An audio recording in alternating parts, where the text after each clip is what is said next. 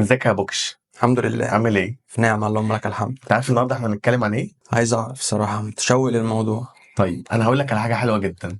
هدي لك مثل وانت تعرف منه هنتكلم عن ايه. قول. في مثل بيقول لك يعدي البحر ولا يتبلش. ده مثل قديم قوي. بس للاسف في ناس ما تعرفش ان ممكن وانت بتعدي البحر هتتبل، طبعا لأن ده مثل مش موجود في الحياه. لا، هو اي حد المفروض ان هو يبقى عارف الموضوع ده، حتى لو عيل صغير عارف ان هو لو دخل البحر هيتبل. في ناس بقى ما تعرفش كده. عارف لا. هما مين؟ مين؟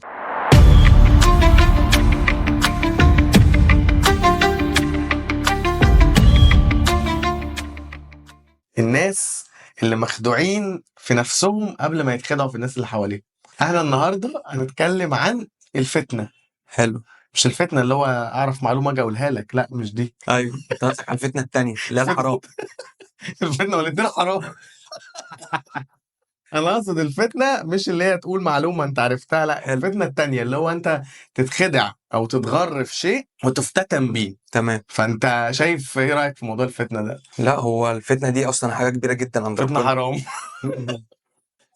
اه والله الفتنة دي حاجة كبيرة. هو الموضوع ان الناس بتبقى متخيلة ان هي بعيد عن الفتنة او مش هتتحط جوه الفتنة، بس هو الموضوع بيجي بالراحة، واحدة واحدة. الشيطان بيقعد يقول لك تعالى ما تخافش، انت مش هيحصل لك حاجة، دي بصة، دي نظرة، دي كلمة، دي قعدة. انت لو انت قاعد مثلا في مكان مقفول، صحابك كلهم بيشربوا سجاير وانت ما بتشربش سجاير، اقل حاجة خالص لو مش هتتعلم تشرب سجاير فاكيد هتبقى خارج ريحتك سجاير. مع تكرار الموضوع بتروح تقعد معاهم كل يوم، حتى لو بتقعد معاهم كل فترة طويلة، اكيد في مرة هيجيلك فضول ان انت تبقى عايز تجرب الحاجة دي، حتى لو انت مش هتجربها بس انت بيعود عليك بأثر سلبي. الدخان اللي هما بيطلعوه ده بيبوظ لك صدرك. قيس على كده حاجات تانية كتير. المثل بيقول لك الصاحب ساحب، صح؟ اكيد طبعا، اللي بيسحبك لحاجة صح في ناس تانية تسحبك لحاجة غلط. لو أنت اخترت الصاحب صح هيسحبك ليه، ولو اخترت الصاحب غلط هيسحبك ليه؟ اللي هيسحبك للغلط هيسحبك لكل حاجة غلط، مش هيسيب حاجة واحدة مش هيعلمها لك. هو أصلا بيعمل الغلط، فهو بالنسبة له ده شيء طبيعي، شيء روتيني، هو واخد إن هو هيهونوا حاجة. عليك، الله ينور عليك. هيحسسك ان الغلط ده حاجة بسيط. عادية. مش هتحس بكبر الغلط ولا حجم الخطأ اللي انت هتعمله. تمام. يعني هو فرق ما بين ده وده انه كل واحد فيهم بيسحبك ناحية الحاجة ويحسسك بقوتها، سواء انت مثلا بتعمل حاجة كويسة او الصاحب ده صاحب كويس، فدايما هيحسسك ان الحاجات الكويسة هي الصح وهي وهتستسهلها. أكيد طبعا. والعكس صحيح، تستصعب الغلط. طبعا. والتاني الصاحب السيء يعني هتلاقيه زي ما تقول كده ايه، بيبعدك عن الحاجات الكويسه ويقربك للحاجات الوحشه ويسهلها لك. أكيد طبعا. ايه يعني لما نشرب، ايه يعني لما نشتم، ايه يعني لما نعاكس اه وهكذا. طبعا. هي عامة الصحبة هي اللي بتبقى مسؤولة عن طباعك وعن شخصيتك. يعني انت هتقعد مثلا مع محمد ده لو بيصلي وانت قاعد معاه، لما هيدن الظهر هيقول لك بعد اذنك انا هقوم اصلي، فعلى الاقل انت ممكن تستحي في وقت من الاوقات، مش شرط دلوقتي، مش شرط وانت قاعد معاه، بس ممكن يجي لك فكرة وانت قاعد معاه كده اللي هو اشمعنى هو بيصلي، اشمعنى هو ما بيشتمش، اشمعنى هو في قعدته ما بيتكلمش عن الناس. انت حتى لو انت ما قمتش صليت معاه، بس مره مع مره هتحس بتأنيب الضمير، هتحس ما هو ده ايه اللي ده، انا طب انا اقصده. مقصر، هو ده اللي انا طب انا اقصده، غلطان. هتستحي. بالظبط. انت هتستحي من نفسك، اشمعنى هو بيصلي. يعني هو ساب القعده المهمه اللي احنا قاعدين بنتكلم فيها، او قعده القهوه، او اي حاجه احنا بنعملها، ليه هو سابها؟ ده اكيد حاجه عظيمه هو متمسك بيها. فقعدتي معاه طول ما هو بيصلي او طول ما هو بيعمل حاجه صح، اكيد هتقعد عليها بالصح. انا شفت حلقه زمان من احد المؤثرين يعني على السوشيال ميديا، قال انت شفت الصخره وقوتها، الصخره مهما حاولت تخبط فيها مش هتجرى لها حاجه. طبعا. فهو بقى ذكر مثال غريب جدا، قال ان الصخره دي تخيل ان دي بتبوظها او بتحفر فيها الميه. تيجي حاجه زي الميه بسيطه تبوظ كل تخيل بقى، هو قال ازاي الميه بتحفر في الصخر ازاي. بالتكرار. عشان على طول. لو جبت ميه وفضلت تنقط طول اه. الوقت على مدار فتره ايوه فعلا. طويله، مع الزمن هتعمل الحفره هتعمل فعلا. حفره فيه. رغم ان يبدو منطقيا انه مستحيل الميه تاثر على الصخر وتخليه يتحفر، اكيد طبعا. بس الفكره المقصوده من الموضوع يعني لو انت عندك صاحب مثلا هو كويس، تاثيره عليك على المدى البعيد هتلاقيه مهما انت اعتقدت انه مش هياثر عليك سواء كويس او وحش، لا هيأثر. مع الزمن هيأثر، لان طبعا. هو فعلا زي ما انت قلت بيهون الحاجات وبيبسط لك الامور. الوحشه لو هو وحش، وبيهون الحاجات الكويسه لو هو كويس. ايوه طبعا بيبسط لك الامور. انت شايف ان انسان ممكن يوصل في مرحله ان هو ياخد باله من فكره ان ممكن ابسط حاجات زي الميه تاثر في الصخر، ويدرك ان هو لازم يختار صحابه كويس؟ والله ده بيبقى على حسب البني ادم نفسه، يعني عنده قابليه يقعد مع ناس كويسه تفيده، ولا هو اصلا حابب المكان اللي هو قاعد فيه او حابب الروتين اللي هو عايشه. كويس إن انت قلت الكلام ده. دلوقتي في ناس شايف ادي صحبتي، ده اصحابي، انا ما اقدرش اسيبهم، لا ابدا،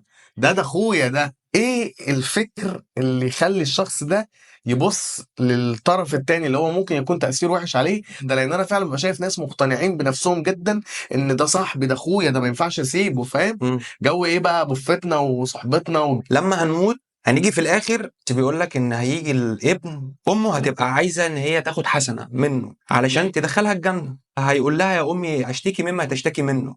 فبفتك اللي انت بتقول عليها دلوقتي واخوك اللي انت بتقول عليه دلوقتي، هو عشان انت قاعد دلوقتي مش لامس، مش متخيل اللي هيحصل بعد كده. احنا مبعوثين هنا في اختبار، احنا هنا مش نازلين عشان نتنعم، احنا مخلوقين في الجنه اصلا.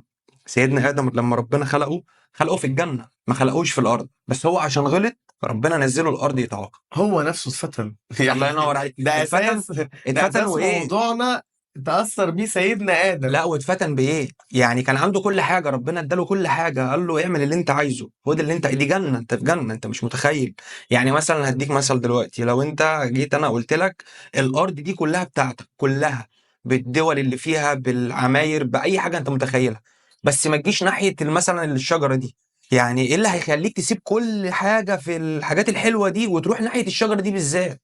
فوسوس لهما الشيطان. بس بس خلاص. هو الموضوع بسيط، انت عندك فضول، البني ادم عنده فضول، فانت لما يجي لك حته الفضول بتاعتك دي، لا ابعد عنها. الفضول ده ممكن يوديني ورا الشمس، ليه؟ حاجه انا مش عارفها وربنا محذرني منها. هو اللي خلقني، هو اللي عارف تركيبتي، هو اللي عارف انا افكر في ايه وايه اللي بيدور جوه دماغي دلوقتي وايه اللي هيدور جوه دماغي. طب ده ياخدنا لسؤال تاني. هيجي ناس كتير قوي تقول لك كلمة ببساطة كده، طب اللي خلى سيدنا آدم هو كان عنده كل النعم يفتتن بحاجة يعتبر يعني في منطقنا احنا النهاردة مم. تافهة؟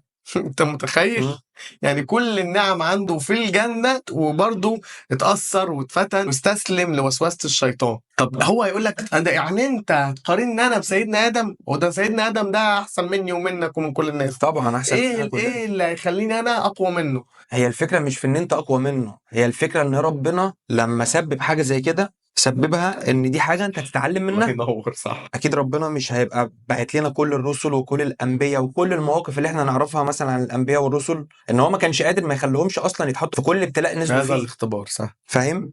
لازم الحاجات اللي احنا بنسمعها او القصص اللي احنا بنسمعها بتاعت الانبياء والرسل انت تاخد منها درس عبرة. سيدنا يوسف كان نص جمال الارض، يعني كل البني ادمين كلهم ليهم جمال، دول كلهم يتساووا بجمال سيدنا يوسف لوحده. افتتن، بس هو عشان عارف ان هو بني ادم وعارف ان هو ممكن يغلط، جري، ما استناش، ما اتكلمش، ما قعدش. حضرتك مين بقى علشان لما تيجي قدامك فتنة تقعد؟ انت مش نبي. النبي نفسه ما قعدش، جري، حب ان هو يتسجن احسن ما يقعد في حتة ممكن يتفتن فيها في وقت من الاوقات. ده بقى ياخدنا لجزء مهم جدا.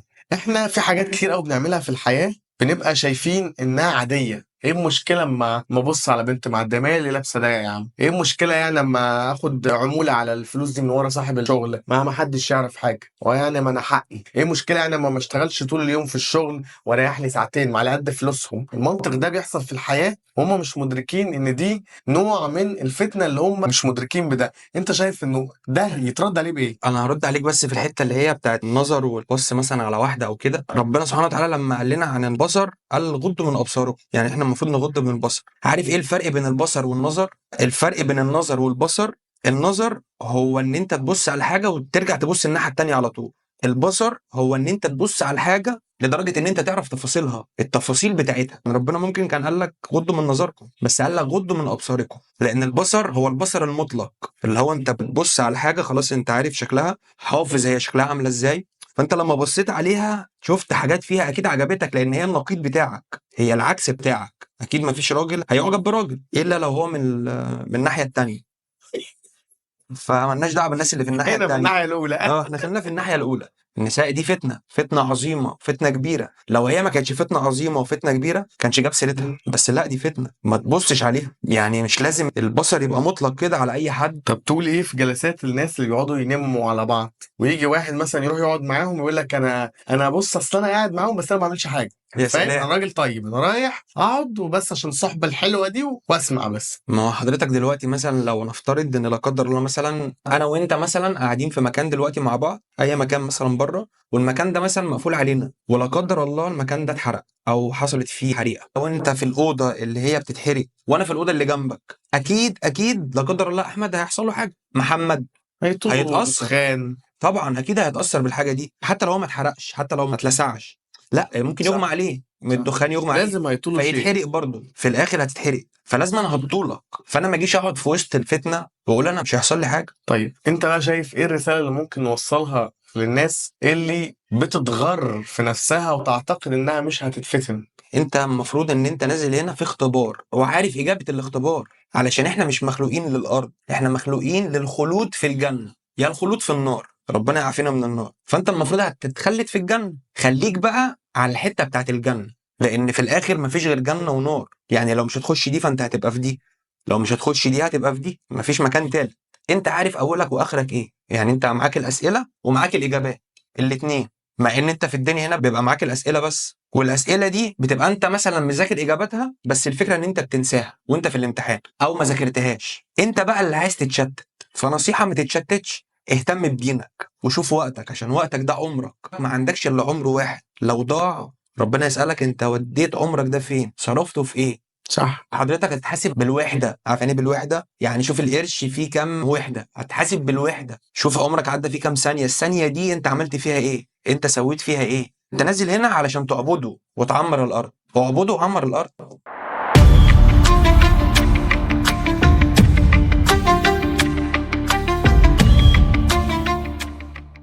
انا شايف ان كده بصراحه البوكش. لخص وخلص. استنونا في الحلقه اللي جايه علشان هنقول فيها كلام مهم جدا. سلام.